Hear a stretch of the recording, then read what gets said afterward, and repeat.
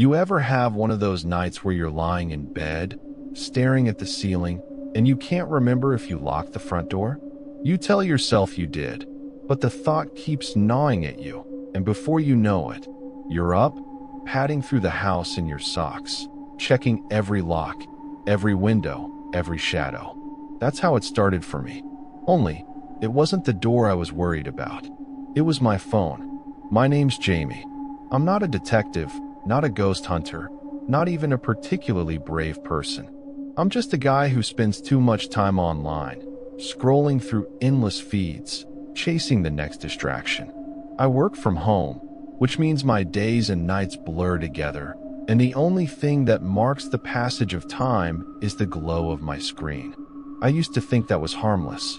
Now, I'm not so sure that IT was a Thursday night, or maybe Friday morning. Time gets slippery when you're up past midnight. I was lying in bed, phone in hand, thumb flicking through TikTok. You know how it is. One video leads to another, and before you know it, you're watching a guy in Nebraska teach his cat to play chess. But then I saw it. The video that started everything. It was simple, almost boring. A girl, maybe 19, sitting cross-legged on her bedroom floor. She looked tired, eyes ringed with dark circles, hair pulled back in a messy bun. The caption read, "Don't try this at 3:33 a.m. You've been warned." She stared into the camera, lips pressed tight, and whispered, "If you're watching this, it's already too late." I should have scrolled past. I should have laughed it off, like I do with all the other cursed videos. But something about her voice, flat, almost desperate, made me pause. She held up a piece of paper, scribbled with a symbol I didn't recognize. It looked like a circle, broken at the top, with 3 lines branching out like a trident. She said, "Draw this. Put it under your pillow. Set your alarm for 3:33. When you wake up, don't open your eyes. Just listen." The video ended there.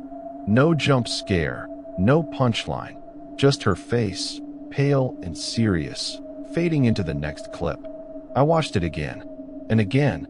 The comments were a mess, half the people calling it fake, the other half swearing they'd tried it, and something happened. I told myself it was just another trend, like the cinnamon challenge or the ice bucket thing. But the more I thought about it, the more I wanted to know what would happen if I tried that, so I did. I grabbed a notebook from my nightstand, tore out a page, and copied the symbol as best I could. My hands shook a little, but I blamed the caffeine. I slid the paper under my pillow, set my alarm for 3:33, and tried to sleep that I didn't expect anything to happen. I figured I'd wake up groggy, maybe laugh at myself for being so gullible. But when the alarm went off, the room was so quiet I could hear my own heartbeat. I kept my eyes closed, just like the video said, and I listened at first. There was nothing, just the hum of the air conditioner, the distant sound of a car passing on the street. But then I heard it, a whisper, so soft I thought I was imagining it. It sounded like my name, stretched out and thin, as if someone was standing right next to my bed, breathing the word into my ear, Jamie. I froze. My skin prickled, every muscle tensed. I wanted to open my eyes, to sit up and turn on the light, but I couldn't move. The whisper came again, closer this time, almost inside my head. "Jamie, wake up." I squeezed my eyes shut, heart pounding. I told myself it was a dream, a trick of the mind. But then I felt it, a weight on the edge of the bed, like someone had just sat down. The mattress dipped, springs creaking. I could feel the pressure, the shift of the sheets. I tried to scream, but my throat was locked tight. The whisper turned into a hiss, sharp and urgent. "Don't look. Don't look. Don't look." I don't know how long I lay there, paralyzed. It felt like hours, but it was probably only a minute or two. Eventually, the weight lifted, the whisper faded, and I could move again. I shot up, gasping, eyes wide. The room was empty. The paper was still under my pillow, the symbol smudged where my head had pressed against it. I didn't sleep the rest of the night. The next morning, I tried to laugh it off. Sleep paralysis, I told myself. A nightmare brought on by too much screen time and not enough real life. But the feeling lingered, the sense that something had been in the room with me, something that didn't want to leave. I went back to TikTok, searching for the video. It was gone, deleted, maybe, or buried under a mountain of new trends. But the comments were still there, people sharing their own stories. Some said nothing happened. Others described the same thing I'd felt, a whisper, a wait, a warning not to look. I tried to move on. I really did. But every night, when the house went quiet and the shadows grew long, I found myself thinking about that symbol, that voice, that impossible feeling of being watched. I started leaving the lights on, music playing softly in the background. I told myself it was just nerves, just a story I'd let get under my skin. But then things started to change. It was little stuff at first. My phone would glitch, the screen flickering for no reason. I'd wake up to find the alarm set for 3:33, even though I hadn't touched it. Sometimes, I'd hear footsteps in the hallway, soft and slow, stopping just outside my door. I blamed the neighbors, the pipes, the wind. But deep down, I knew it was something else. One night, I woke up to the sound of whispering. Not just one voice, but many, overlapping and tangled, like a crowd murmuring in the dark. I sat up, heart racing, and the voices stopped. The room was cold, colder than it should have been, and I could see my breath in the air. I checked the thermostat, 72 degrees, same as always. I started keeping a journal, writing down everything that happened. I thought maybe if I could see it on paper, it would make sense. But the entries just got stranger. Heard footsteps again. Lights flickered. Dreamed of the symbol. Can't remember what it means. The more I wrote, the less I understood that I stopped going out. Stopped answering calls. My friends noticed, of course. They joked that I was turning into a hermit, that I needed to touch grass. I wanted to tell them the truth, but how do you explain something you can't even prove to yourself? One afternoon, I got a text from my friend Alex. "Dude, you alive? Haven't seen you in weeks." I almost ignored it, but something made me reply. "Yeah, just busy. Weird stuff happening. I'll call you later." He called me instead. I let it ring, but he kept trying. Finally, I picked up. "Jamie, what's going on? You sound like hell." I hesitated. "It's nothing. Just haven't been sleeping." He didn't buy it. "You want me to come over?" I almost said no, but the thought of being alone another night was too much. Yeah, that'd be good." Alex showed up an hour later, arms full of takeout and energy drinks. He looked around my apartment, eyebrows raised. "Dude, it's like a cave in here. When's the last time you opened a window?" I shrugged. "Been busy." He set the food down, flopped onto the couch. "All right, spill. What's really going on?" I told him everything. The video, the symbol, the whispers, the feeling that something was following me. He listened, face serious, nodding in all the right places. When I finished, he was quiet for a long time. Finally, he said, "You know it's probably just stress, right? Sleep deprivation can mess with your head." I wanted to believe him. I really did. But then he said something that made my blood run cold. "Actually, I think I saw that video too. A couple weeks ago. Didn't try it though. Figured it was just another internet hoax." I stared at him. "You remember the symbol?" He nodded. "Yeah, looked like a broken circle with lines. Creepy as hell." We sat in silence, the weight of it pressing down on us. Finally, Alex said, "Let's try something. Tonight, we'll both stay up. If anything weird happens, we'll deal with it together. If not, you can finally get some sleep." It sounded like a plan. A stupid, desperate plan, but a plan nonetheless. That night, we set up camp in the living room. Lights on, TV playing old sitcoms, snacks piled high. We joked, tried to keep things light, but underneath it all was a tension neither of us could shake. Midnight came and went. Nothing happened. 1 a.m., 2 a.m., still nothing. I started to relax, thinking maybe it really was all in my head. But then, at exactly 3:33, the TV flickered and went black. The lights dimmed, humming softly, and the room grew cold. Alex looked at me, eyes wide. "Did you see that?" Before I could answer, we both heard it, a whisper, low and urgent, coming from the hallway. "Don't look. Don't look. Don't look." Alex stood up, fists clenched. "Who's there?" The whisper grew louder, overlapping voices filling the room. The air felt thick, heavy, pressing down on us. I grabbed Alex's arm, pulling him back. "Don't open the door," I whispered. He hesitated, but nodded. We sat there, frozen, as the voices swirled around us. Then, as suddenly as it started, it stopped. The lights flickered back on, the TV resumed its show, and the room warmed. We didn't sleep that night. The next morning, Alex packed his things, face pale. "I believe you," he said, "but I don't think you should stay here." I wanted to argue, to tell him it was fine, but I knew he was right. Something was wrong with this place, with me, with whatever I'd let in. I packed a bag, grabbed my journal, and left. I didn't have a plan. I just walked, bag slung over my shoulder, phone clutched tight in my hand. The city was still asleep, the streets washed in that gray, pre-dawn light that makes everything look softer, less real. I kept expecting to hear the whisper again, to feel that cold weight pressing down on me, but all I heard was the distant rumble of a garbage truck and the soft hiss of my own breath.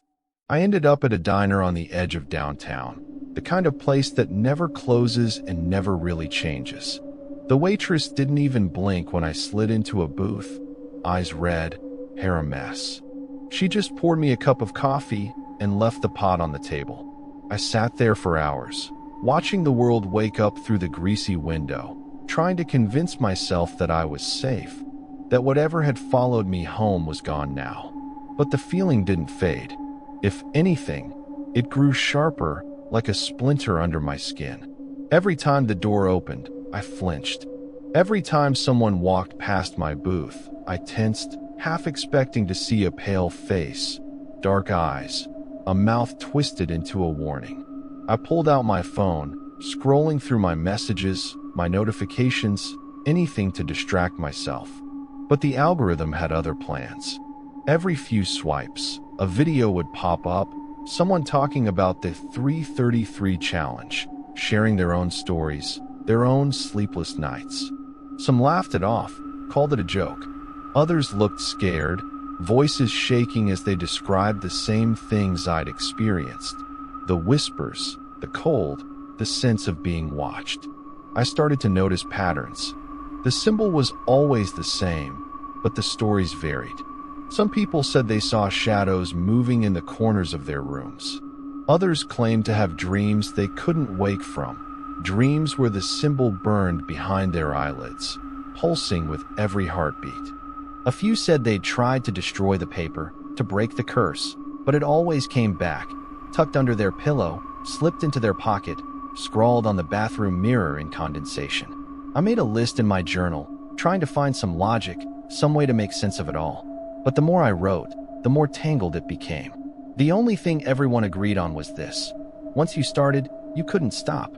The symbol followed you, the whispers grew louder, and sleep became a luxury you couldn't afford. I finished my coffee, left a crumpled bill on the table, and stepped back into the morning. The city was awake now, people rushing past, eyes glued to their phones, earbuds in, lost in their own worlds. I wondered how many of them had seen the video, how many were carrying the same fear, the same exhaustion, just beneath the surface. I called Alex. He picked up on the first ring. "Hey, you okay?" I hesitated. "Not really. I left my apartment. I'm at the diner on 8th. I'll be there in 10. He showed up in 8, hair still damp from the shower, eyes bloodshot. He slid into the booth across from me, hands wrapped around a fresh cup of coffee. "Did you sleep?" I asked. He shook his head. Not a wink. Kept hearing things. Kept seeing that symbol every time I closed my eyes. We sat in silence, the weight of it pressing down on us. Finally, Alex said, "We need help. Real help. Not just each other." I nodded. "But who do we even ask? It's not like we can go to the cops and say, 'Hey, there's a TikTok ghost haunting us.'" He managed a weak smile. "No, but maybe there's someone who knows about this stuff. An expert. I don't know, a paranormal investigator."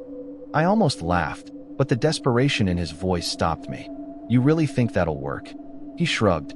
"I don't know, but it's better than doing nothing." We spent the next hour searching online, scrolling through forums, message boards, anything that might point us in the right direction. Most of it was junk, people selling crystals, offering to cleanse your aura for $50. But then we found her, Dr. Mara Lynn, paranormal researcher, author, and, according to her website, specialist in digital hauntings and modern folklore. She had a podcast, a blog, and a contact form that promised a response within 24 hours. Alex filled out the form, typing fast, fingers shaking. He didn't hold back. He told her everything, from the video to the symbol to the sleepless nights. He hit send, and we waited. The reply came 20 minutes later. Subject: urgent. Do not attempt to destroy the symbol. Message: Jamie, Alex. Thank you for reaching out. I've been tracking this phenomenon for several months. You are not alone. Do not attempt to destroy the symbol. Do not attempt to pass it on to someone else. If possible, meet me at my office today, 2 p.m. Address attached. Bring the paper. Mara. We stared at the screen, the words sinking in. Alex looked at me, eyebrows raised. Well, that's direct. I nodded, heart pounding. What do you think she means, tracking this phenomenon? He shrugged. Guess we'll find out. We killed time wandering the city, too wired to sit still, too tired to think straight.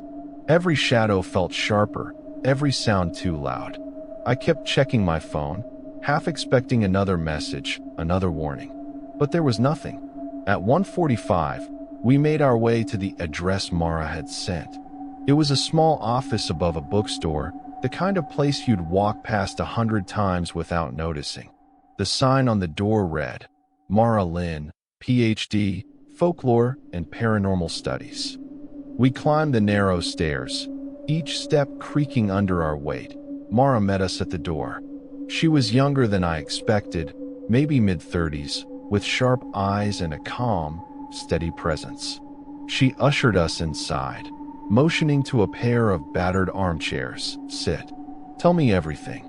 We did. She listened, taking notes, nodding occasionally. When we finished, she leaned back, fingers steepled. You're not the first, she said. And you won't be the last. This trend, this challenge, it's spreading faster than anything I've seen before. Most internet legends die out in a week. This one's different. Alex frowned. Why? What makes it different? Mara tapped her pen against her notebook. Most viral challenges are harmless. Urban legends, chain letters, that sort of thing. But this is a ritual, an invitation. The symbol, the timing, the instructions, they're all classic elements of a summoning. Only, instead of a circle of salt and candles, it's a piece of paper and a phone screen. I felt a chill run down my spine. So what does it summon? She hesitated. I don't know. Not exactly. But I've spoken to dozens of people who've tried it. The symptoms are always the same. Insomnia, paranoia, auditory hallucinations, a sense of being watched. In some cases, it escalates. Nightmares, physical manifestations, even violence. Alex swallowed hard. How do we stop it? Mara looked at us, her expression grave. That's the problem. The ritual is designed to bind itself to the participant. Destroying the symbol doesn't work, it just comes back. Ignoring it makes it worse. The only way to break the cycle is to complete the ritual. I stared at her. But we already did. We followed the instructions. She shook her head. No, the video only gives you the first half. The rest is hidden, passed along in fragments, comments, private messages.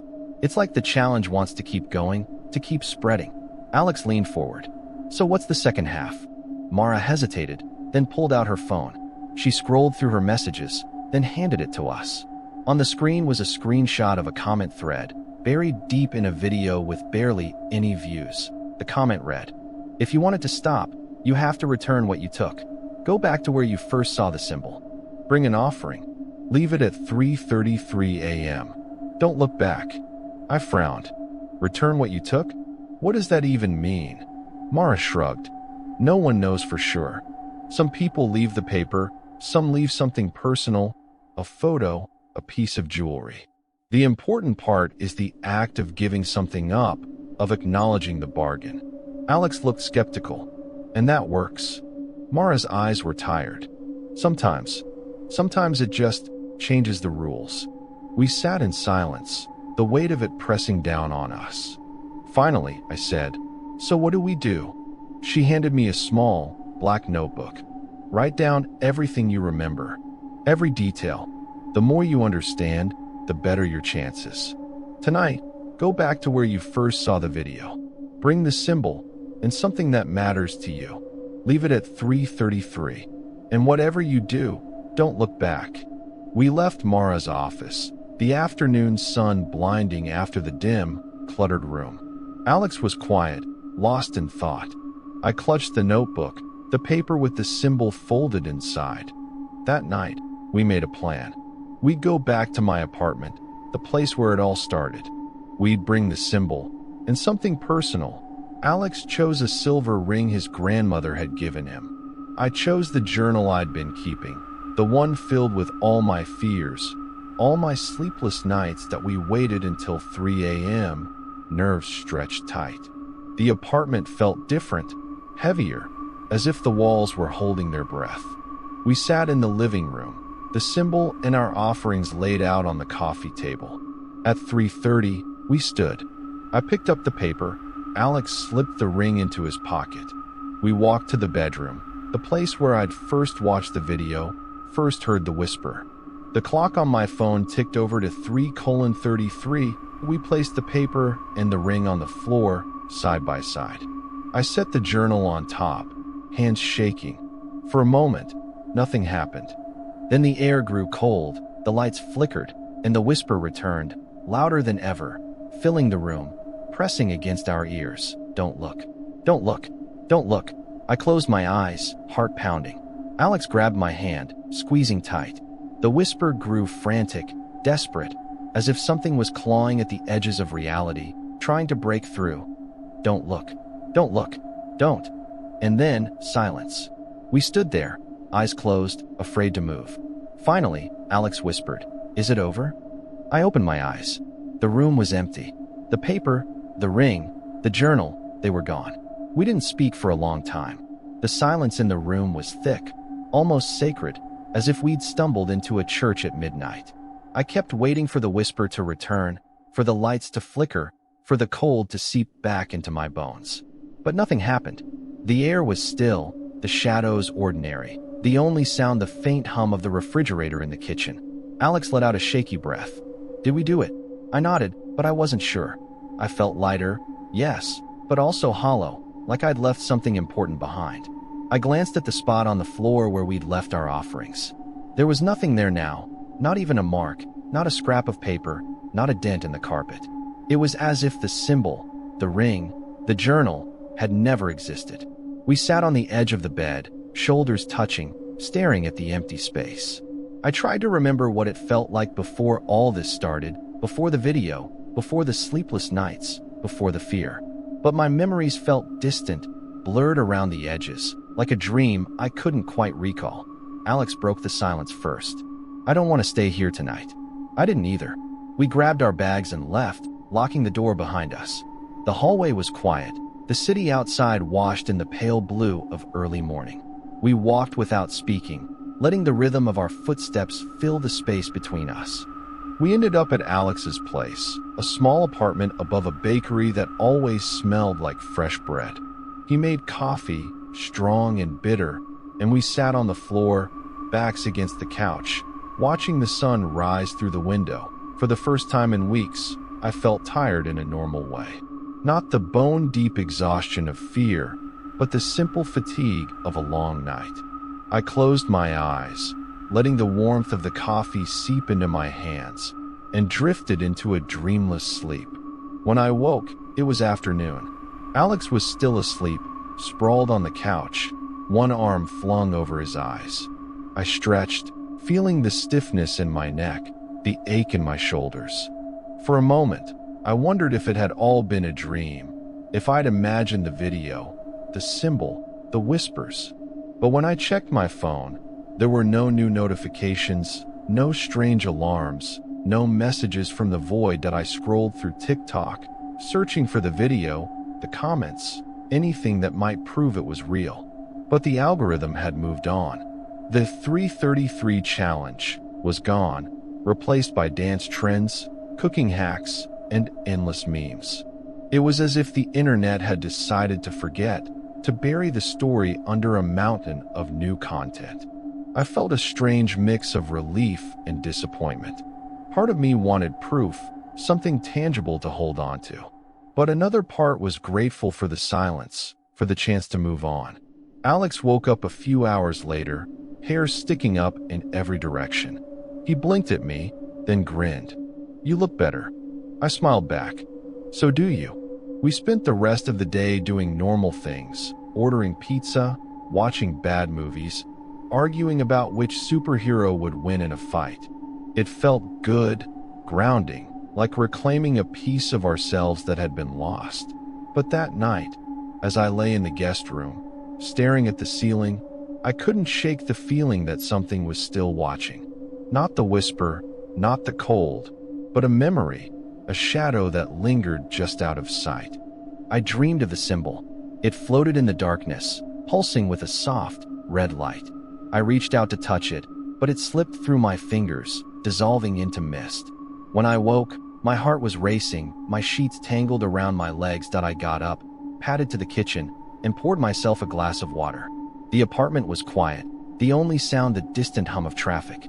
I checked the clock, 3:32 a.m. I held my breath, waiting for the alarm, the whisper, the cold. But nothing happened. The minute ticked by, and the world stayed ordinary. I let out a sigh, feeling the tension drain from my body. Maybe it really was over. The next morning, I called Mara. She answered on the first ring. "Jamie, how are you feeling?" "Better," I said. "I think it worked." She was quiet for a moment. "Good. But be careful. These things have a way of lingering. Sometimes, the ritual ends, but the memory stays. If you ever feel it coming back, call me." I promised I would. Alex and I tried to get back to normal. We went back to work, met up with friends, tried to pretend that nothing had changed. But there was a distance now, a thin layer of glass between us and the rest of the world. We didn't talk about the video, the symbol, the sleepless nights. It was easier that way. But sometimes, late at night, I'd catch Alex staring at his phone, eyes unfocused, as if he was searching for something he couldn't name. Sometimes, I'd wake up from a dream I couldn't remember, heart pounding, skin cold. One evening, a few weeks later, I got a message from Mara. Subject, update. Message, Jamie, I wanted to let you know that the 333 challenge seems to be fading. Fewer reports, fewer new videos. The symbol hasn't resurfaced in any major way, but I'm still watching. Take care. Mara, I replied, thanking her, and tried to put it out of my mind. But the internet never forgets. A month later, I was scrolling through a new app, something called Loop, when I saw it.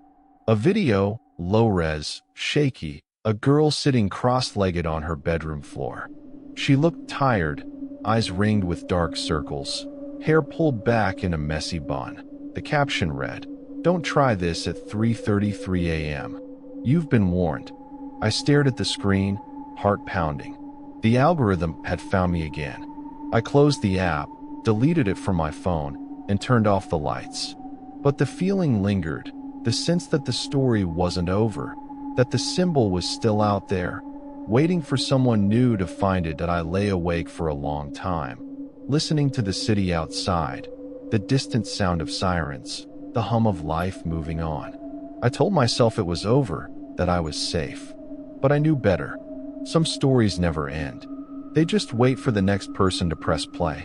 The days passed, and life settled into a new rhythm. I started sleeping better, the nightmares fading into the background. Alex and I drifted apart a little, not out of anger or fear, but because we both needed space to heal. We still texted, still met up for coffee, but the bond forged in fear had loosened, replaced by something quieter, more fragile. I started writing again, not in a journal, but in a blog I kept private. I wrote about insomnia, about fear, about the strange ways the internet shapes our lives. I never mentioned the symbol, never described the ritual, but the words helped, gave shape to the shadows that still lingered at the edges of my mind. One night, I got an email from a stranger. The subject line was blank, the body just a single sentence. "Did you see it too?" I stared at the screen, fingers hovering over the keyboard. I wanted to reply, to warn them, to tell them to stop before it was too late. But I didn't. I closed the laptop, turned off the lights, and went to bed, but sleep didn't come easy. I lay awake, listening to the rain, the creak of the old pipes, the distant sound of laughter from the street below. I thought about the girl in the video, about Mara, about all the people who tried the challenge and never found their way back.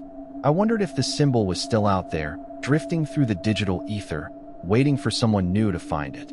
I wondered if I'd ever really be free. The next morning, I woke to sunlight streaming through the window, the smell of fresh bread from the bakery below. For the first time in a long time, I felt hopeful.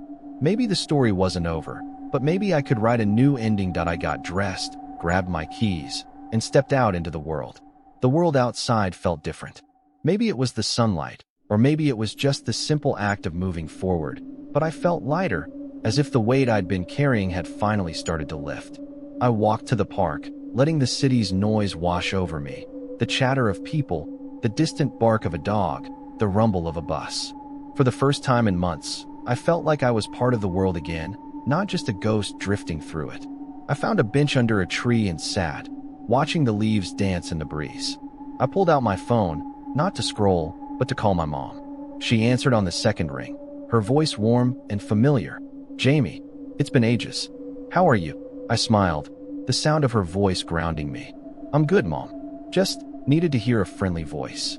We talked for a while, about nothing and everything. She told me about her garden, about the neighbor's new puppy, about the book club she'd joined. I listened, letting her words fill the empty spaces inside me. When we hung up, I felt steadier, more real. I decided to visit the bookstore below Mara's office. The bell above the door chimed as I stepped inside, the smell of paper and coffee wrapping around me like a blanket. I wandered the aisles, running my fingers over the spines, letting the titles blur together. I found myself in the folklore section, staring at a row of books about urban legends, haunted places, digital myths. I picked up a book at random, Modern Hauntings, the Internet and the New Supernatural. I flipped through the pages, skimming stories about chain emails, cursed images, viral videos that left more than just a memory behind. It was strange, reading about things that felt so close to my own experience, but with a layer of distance, as if they belonged to someone else. I bought the book, along with a notebook and a new pen. I told myself it was for research, but really, I just wanted something tangible, something to hold on to. As I left the store, I glanced up at Mara's office window. The light was on, a shadow moving behind the glass. I thought about going up, about thanking her in person, but something held me back. Maybe it was the need to move on, to let the past stay in the past. Instead, I walked to a nearby cafe, ordered a coffee, and sat by the window, notebook open, pen poised. I started to write, not about the symbol, not about the ritual, but about the feeling of being lost and found, about the way fear can shape us, about the strange comfort of knowing we're not alone in our nightmares. The words came slowly at first, then faster, tumbling out in a rush. I wrote about Alex, about Mara, about the girl in the video. I wrote about the nights I couldn't sleep, about the mornings that felt like a new beginning. I wrote until my hand cramped, until the coffee went cold, until the sun dipped low in the sky. When I finally looked up, the cafe was nearly empty. I closed the notebook, feeling a sense of accomplishment, a small victory over the darkness that had haunted me for so long. On my way home, I passed a group of teenagers huddled around a phone, laughing at something on the screen. For a moment, I felt a pang of worry, a flash of fear that they might stumble across the same video, the same challenge. But then I remembered Mara's words. The trend was fading, the symbol losing its power. Maybe, just maybe, the worst was over. That night, I slept with the window open, the cool air brushing against my skin. I dreamed of sunlight, of laughter, of a world where the only thing waiting in the dark was the promise of a new day. But healing isn't a straight line. Some nights, the old fears crept back in, shadows stretching long across the walls. I'd wake up sweating, heart racing, convinced I'd heard a whisper in the dark. But each time, I reminded myself that I was safe, that the ritual was over, that I'd survived. I started seeing a therapist, someone Mara recommended. Dr. Patel was calm, patient, never once looked at me like I was crazy. She listened as I told her everything, from the first sleepless night to the final ritual. She helped me untangle the fear from the facts, to see the difference between what was real and what was just a story I'd let take root in my mind. It's normal, she said, to carry trauma in your body, even after the danger has passed. The mind is a storyteller. Sometimes it gets stuck on the wrong chapter. We worked together week after week, building new routines, new ways to cope. I learned to recognize the signs of anxiety, to ground myself in the present, to reach out when the darkness felt too heavy. Alex started therapy too. We talked about it sometimes, comparing notes, laughing at how similar our experiences were. It helped, knowing I wasn't alone, that someone else understood the strange, invisible scars the challenge had left behind. One afternoon, Alex called me, his voice lighter than I'd heard in months. "Hey, you want to grab dinner? I found this new ramen place. Supposed to be amazing." I agreed, and we met up, falling into easy conversation. We talked about work, about movies, about anything but the past. But as we finished our meal, Alex grew quiet. "Do you ever think about it?" he asked, voice low. I nodded. "Sometimes, but not as much as I used to." He smiled, relief flickering in his eyes. "Me too. I think we're going to be okay." We paid the bill, stepped out into the evening air, and walked together for a while, the city lights twinkling above us. It felt like a new beginning, a chance to write a different story. As the weeks turned into months, the memories faded, replaced by new experiences, new friendships, new dreams. I started sharing my writing online, connecting with others who'd faced their own nightmares, their own sleepless nights. The response was overwhelming, messages from strangers thanking me for putting their fears into words, for reminding them that they weren't alone, that I never mentioned the symbol, never described the ritual in detail. Some things I'd learned were better left in the dark, but every so often, I'd get a message that made my heart skip a beat. A simple question, a familiar fear. "Did you see it too?" I always replied with kindness, with empathy, with the reassurance that they would get through it, that the darkness wouldn't last forever. And in those moments, I realized that the real power of the story wasn't in the fear, but in the connection it created, the way it brought people together, the way it reminded us that even in our darkest moments, we're never truly alone. One night, as I was closing my laptop, I caught a glimpse of my reflection in the screen. I looked tired, but not haunted. Changed, but not broken. I smiled, a small, private smile, and turned off the light. The city outside was quiet, the world at peace. And for the first time in a long time, I slept without fear. Spring arrived, and with it, a sense of renewal. The city shook off its winter gray, trees bursting into bloom, sunlight lingering longer each evening. I found myself walking more, exploring neighborhoods I'd never visited, letting curiosity lead me instead of fear. Each day felt like a small victory, proof that I was moving forward, that the shadows of the past were finally receding. That I started volunteering at the local library, helping kids with their homework, shelving books, organizing story hours. It was simple work, but it grounded me, gave me a sense of purpose. The children's laughter, the smell of old paper, the quiet hum of activity, it all felt like a balm, soothing the last raw edges of my nerves. One afternoon, as I was stacking returned books, I noticed a familiar title, Modern Hauntings, the Internet and the New Supernatural. I smiled, remembering the day I'd bought my own copy, the way it had felt to hold something real, something that made sense of the chaos I'd lived through. I slipped the book onto the shelf, feeling a quiet sense of closure. Alex visited often, sometimes bringing pastries from the bakery below his apartment, sometimes just to sit and read in companionable silence. We didn't talk much about the past anymore, but every now and then, a look would pass between us, a silent acknowledgement of what we'd survived. a promise that we'd always have each other's backs. Mara checked in from time to time, sending brief emails with updates on her research. The 333 challenge had faded almost completely, replaced by new trends, new stories. But she remained vigilant, tracking the ebb and flow of digital folklore, always ready to step in if something dangerous began to spread again. That I admired her dedication, her willingness to face the darkness head-on. I wondered if I could ever be that brave, if I could use my own experience to help others. The thought lingered, growing roots, until one day I found myself drafting an email to Mara. Subject: volunteering. Message: Hi Mara. I've been thinking about what you do, helping people, tracking these stories before they get out of hand. If you ever need an extra pair of hands, or someone to talk to people who've been through it, I'd like to help. Let me know. Jamie. She replied within the hour. Jamie, I'd be honored to have you on board. Let's meet for coffee and talk about how you can get involved. Mara. We met at a quiet cafe, the kind with mismatched chairs and a chalkboard menu. Mara was as calm and focused as ever, her eyes sharp but kind. She listened as I explained why I wanted to help, how I felt a responsibility to use what I'd learned, to make sure no one else had to go through it alone. She nodded, understanding. There's power in sharing your story, she said. It helps others feel seen, less alone. And it helps you too.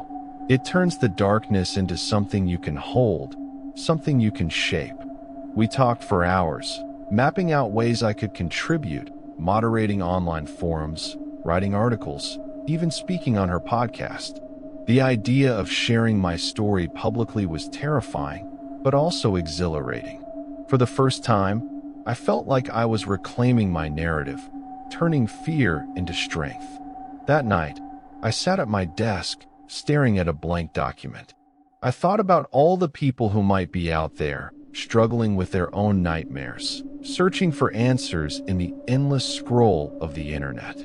I started to write, not just for myself, but for them. I wrote about the power of stories, about the way they can trap us or set us free. I wrote about the importance of reaching out, of asking for help, of believing that healing is possible. I wrote about the nights I couldn't sleep and the mornings when hope felt like a distant memory. And I wrote about the people who helped me find my way back: Alex, Mara, even the strangers who'd sent messages in the dark. The words flowed, honest and raw. I didn't hold back. I wanted anyone who read it to know that they weren't alone, that their fear was real, but so was their strength. When I finished, I sent the piece to Mara.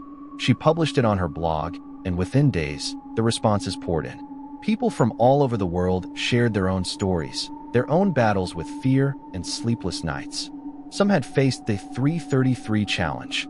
Others had their own digital demons. But the common thread was hope, a belief that things could get better, that the darkness wouldn't last forever. I started hosting online support groups, creating a space where people could talk openly about their experiences without fear of judgment. The community grew, a patchwork of voices united by a shared determination to heal. We laughed, we cried, we celebrated each other's victories, no matter how small. Through it all, I kept writing. Each story I shared, each message I received, chipped away at the fear that had once ruled my life. I realized that the real curse of the 333 challenge wasn't the symbol or the whispers, it was the isolation, the belief that no one else could understand. By breaking that silence, by reaching out, we broke the curse together. One evening, as I was closing up the library, a young woman approached me. She looked nervous, clutching a worn notebook to her chest. "Are you Jamie?" she asked, voice trembling. I nodded, offering a reassuring smile. "That's me. How can I help?" She hesitated, then handed me the notebook. "I read your story. I went through something similar. I thought I was going crazy, but your words helped. I started writing it all down, like you said. It made things easier." I took the notebook, feeling the weight of her trust. "I'm glad you found your way through. You're not alone." She smiled, relief flooding her face. "Thank you." As she walked away, I felt a surge of gratitude for the chance to help, for the community we'd built, for the simple fact of being alive and unafraid. That night, I sat by my window, watching the city lights flicker in the distance. I thought about the journey I'd taken, the darkness I'd faced, the people who'd helped me find my way back to the light. I knew there would always be new challenges, new stories, new shadows lurking at the edges of the digital world. But I also knew that I wasn't alone, that together we could face whatever came next. That I closed my eyes, listening to the quiet hum of the city, and let myself drift into a peaceful sleep. Summer crept in quietly, the days growing longer, the nights softer. I found myself waking before my alarm, sunlight spilling across my bed, the city already alive outside my window. The heaviness that had once pressed on my chest each morning was gone, replaced by a gentle anticipation, a sense that each day held something worth discovering. The support group continued to grow, drawing in people from all walks of life. Some came with stories of digital hauntings, others with tales of anxiety, insomnia, or simply the struggle to find their place in a world that never seemed to slow down. We shared our fears, our hopes, our victories. We learned to laugh again, to trust, to believe that healing was possible. Alex became a regular at the meetings, his easy humor and quiet strength a comfort to everyone. He started leading sessions on mindfulness, teaching us how to ground ourselves in the present, how to let go of the past. Watching him, I realized how far we'd both come, from two scared friends huddled in a dark apartment, to leaders in a community built on hope. Mara and I worked together more closely, developing resources for people who found themselves caught in the web of viral legends and digital fear.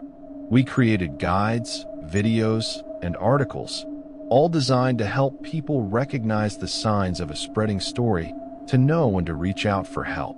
Our work was shared by schools, mental health organizations, even a few news outlets. The impact was real, tangible, a ripple of light pushing back against the darkness. One afternoon, I received a letter in the mail. It was handwritten, the envelope smudged and creased. Inside was a single sheet of paper, covered in careful script. Dear Jamie, I don't know if you remember me, but I was one of the people who reached out after reading your story. I wanted to let you know that I'm doing better now. I sleep through the night. I'm not afraid of the dark anymore. Thank you for helping me believe that things could change. With gratitude. S. I read the letter twice, then a third time, tears prickling at the corners of my eyes. I pinned it to the corkboard above my desk, a reminder of why I kept going, why I kept sharing my story. As the weeks passed, the nightmares faded into memory. I still had bad days, moments when the old fears crept in, when the world felt too loud, too fast.